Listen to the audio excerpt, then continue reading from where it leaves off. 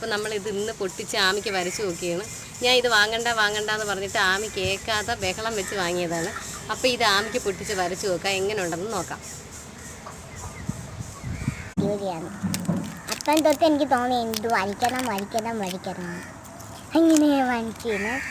ഞാൻ വരയ്ക്കോ ഈ സംഭവം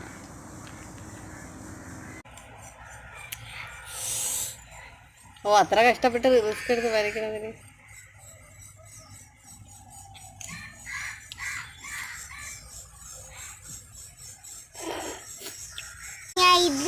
കണ്ണീര് വരുന്നതിന് മുമ്പ് അതെല്ലാം മാഞ്ഞു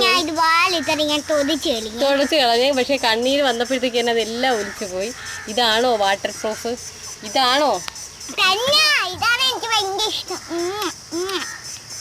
വാട്ടർ പ്രൂഫ്? എനിക്ക് ഭയങ്കര ഇഷ്ടമാണ്.